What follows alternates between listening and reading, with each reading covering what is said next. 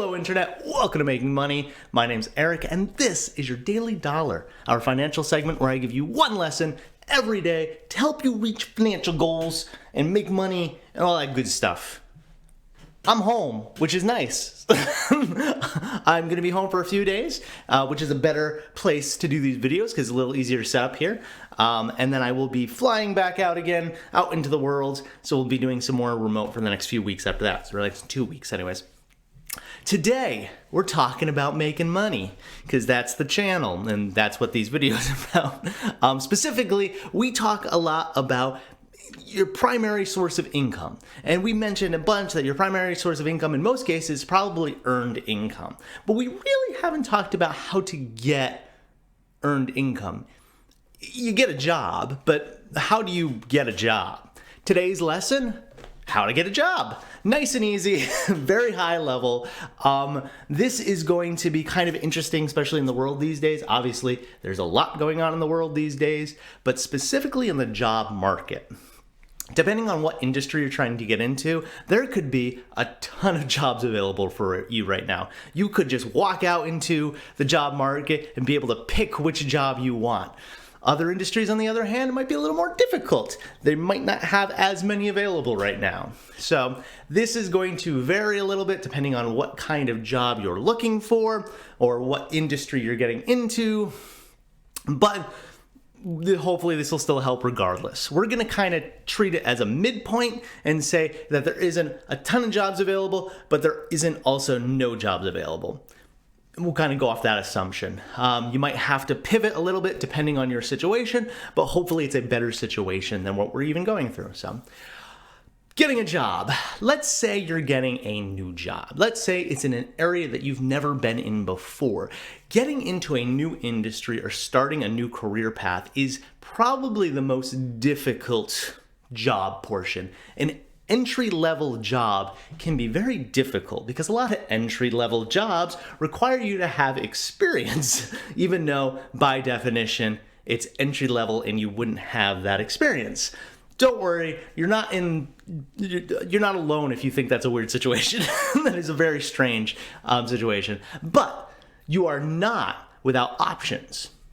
So first thing you need to do is determine what industry you want to get into, what kind of job. We'll probably do a video at some point breaking down different industries because there's a lot of jobs, a lot of industries out there that people don't even realize exist. We're going to be using the example today of manufacturing industry. And that's purely because I am working in the manufacturing industry. There's really no other reason for me picking this. Let's say you are trying to get an entry-level job in a manufacturing role. And while we go through this process, I want you to keep in mind, even though it might not be the industry that you're looking at, or you might not be going for an entry-level job, the things that we're going to bring up will still apply to you. You'll just be going in a either different situation when it comes to the industry or a better situation when it comes to your experience, which is nice. Entry-level job. What do you need? So once you've determined the industry you want to work in and the idea of the job that you want to work in, this is the point when you want to start researching. And this is easy, relatively, it's just Googling companies, best practices, learning more about the industry itself. The more knowledge you can get, this will help offset a lot of the experience. And if you do have the experience, the knowledge will just add to that. When we are talking about looking things up, when we're talking about getting information, right? You want to understand how these companies operate. Let's say I don't work in it, but let's say you're in the automotive industry, right? Manufacturing automotive. You want to understand how those types of companies work. If you are literally getting into building vehicles for an automotive company, you're going to want to understand how vehicles are built. What kind of vehicles are there? What kind of regulations are put on automotive? There's a ton if we're talking about automotive. You want to know how these companies operate internally. What kind of systems do they use? You might want to look at a few big name companies. Just get an idea of, who they service. Do they sell just to you and me, consumers, or do they sell to, big name companies? Are they, are you getting into something that's more of a business to business thing? You want to learn as much as you can about the industry you're getting into, and that can help dictate your resume. So we'll get into resume probably tomorrow, but I'm going to do high level today for resumes. You basically want to have your education, job experience, and extra information on your knowledge in certificates, anything like that, skills, that kind of thing.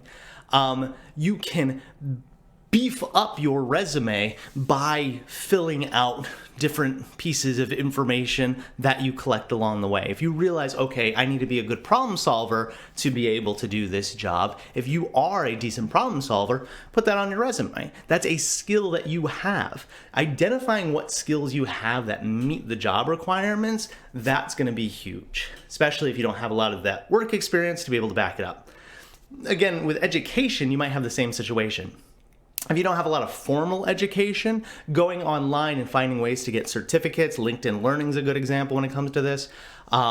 You can kind of supplement some of that education through certificates and learnings and education that way.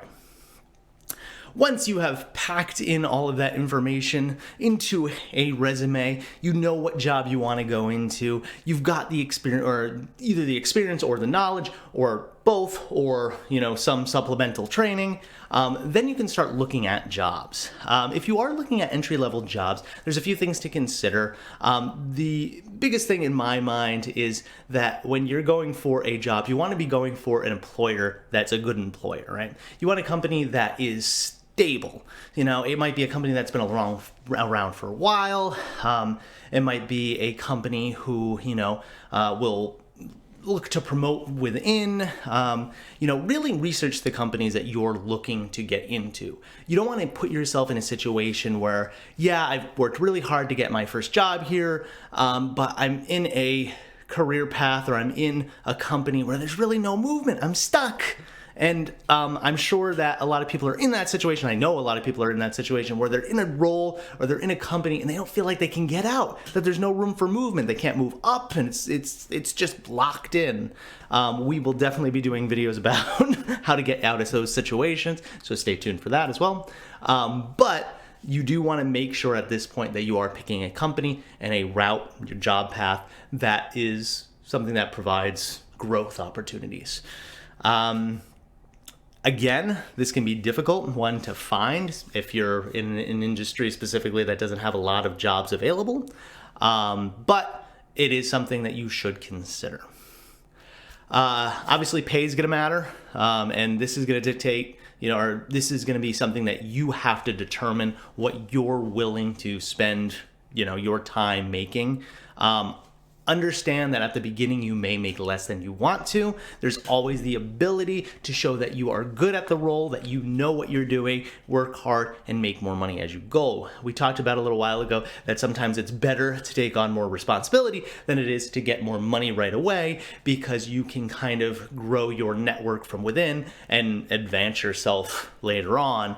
The quick wins sometimes aren't the best. But money, that's definitely a thing to consider. Benefits is another thing. If we're talking about, health insurance, if we're talking about, 401k, HSAs, all that kind of stuff, very important. But other side benefits, sometimes you get access to things like a gym or, flexible schedule, something that might make a job more worth it to you than, say, another job. So look out for those kind of things. Understand what is important to you. Work-life balance, health.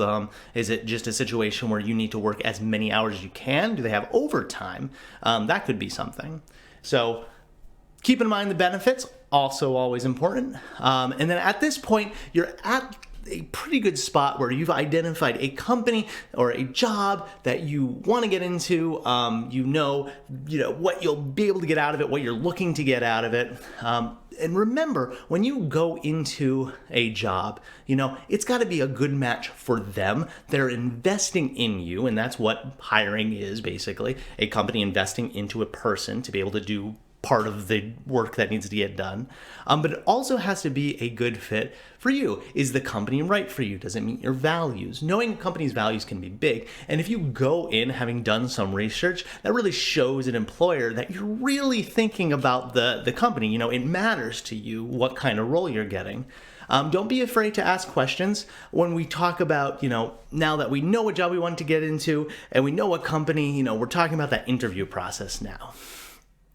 You can ask questions beforehand if you want to reach out to someone to get some information. Sometimes this is good to make first contact, but when you do finally get into that interview stage, make sure you have questions to ask, things that you might not be sure of, or things that you think you already know about the company, but it would show that you are interested if you ask them at the interview.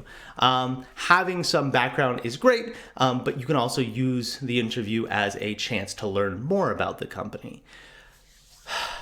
That was a lot in very little time. We'll also be doing videos. I feel like saying that a lot in this video, but we're going to be doing videos about interviews as well, how to, get better interview skills, how to perform well at an interview. That can be a very difficult process for a lot of people, and there tends to be a lot of, virtual interviews going on right now, rather than in person. So some skills don't really come across over the phone or, over a video call that they do in person. So sometimes that can be a little bit more difficult too.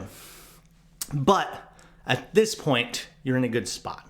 If you are prepared for the job that you're looking for, resume, knowledge, and experience that you have, and you have identified a company and industry that you are happy with, that you really are interested in, and that seems like it is going to be a strong, good growth opportunity for you, and you get into that interview and you interview for the position and you have questions and, you get a connection with the job, then you've got a good chance at getting that role.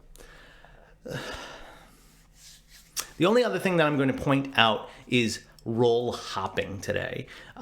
This is difficult because a lot of people have a tough time holding down a job for one reason or another. And sometimes it's just because they get bored of a job. Part of the understanding what career you want to get into can be difficult, and it can be something that changes over time. But when you do try to find a job, try to find something that you're going to stay into for at least 3 years. I know that can be long for some people, but that's what you really should be trying to shoot for. For some people, that might seem extremely short. 3 years? I want a lifelong career. What do you mean? What, 3 years? 3 years should be what you're shooting for. If it is a company that you are happy with, at 3-year point, you are more than welcome to stay with them. But at 3-year point, you should also be looking at possibly moving to a new position, possibly moving up, taking more responsibilities on at that point. 3 years is a good time to understand the company and really get a good feel for your job. You may have moved up at this point already, but at 3 years, something should happen. If you are unhappy with the job, stay there for 3 years. May be a long time for you, but it is really what you should do, because if you move out of that position to another company, they need to at least see that you're loyal, or at least that you're willing to work through with a company. If you are just jumping from one ship to the next, that's going to look really bad on a resume. And I do interviews with prospective hires, and that is definitely something that we look for, and it could be a red flag. So if you do have a lot of jumping around on your resume, make sure that you can account for it. Make sure that you have an understanding and a reason for it, and try not to come forward with a lot of blame. And again, maybe not highlight this so much, but at least understand it. We'll get into resumes tomorrow, but the big thing is, for any of this process, interview, resume, don't lie. Always be transparent, truthful, but, show that you are willing and able to do this job and do it well. That was a lot. Hope this was a good lesson for you guys.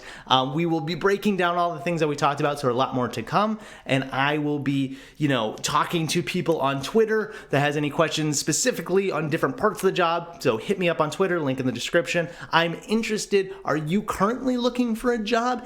What industry are you looking in? How is it looking? Are you finding jobs? Are you not finding jobs? Feel free to leave that in the comments below. And I will see you guys tomorrow for another lesson. See you guys.